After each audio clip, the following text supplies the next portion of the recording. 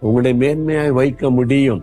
நீங்க உங்களை நினைச்சு தாழ்வாக நினைச்சு சோர்ந்து போகாதங்க. என் குடும்பம் இப்படி, என் வாழ்க்கை இப்படி, என்னுடைய ஞானம் இப்படி, அவ்வளவுதான், என் படிப்பு இவ்வளவுதான் அப்படிலாம் நினைக்காதங்க. கர்த்தரால் உங்களை உயர்த்தி மேன்மைப்படுத்த முடியும். அவர் தான் சொல்றாரு, என் மகனே, என் மகளே, நான் யாரையும் என்னால உயர்த்த முடியும், மேன்மைப்படுத்த முடியும். உன்னை நான் உயர்த்த முடியும், உன்னை மேன்மைப்படுத்த முடியும். அதுதான் ஆண்டவருடைய வார்த்தை. அப்ப தைரியமா சொல்லுங்க, அப்படியே ஆண்டவரே என்னை உயர்த்துவீங்களா, மேன்மைப்படுத்துவீங்களா? ஆம், அதுதான் ஆண்டவருடைய பதில். நீங்க சொல்லுங்க, ஆண்டவரே யாரையும் உயர்த்தவும் மேன்மைப்படுத்தவுமால் ஆகும்.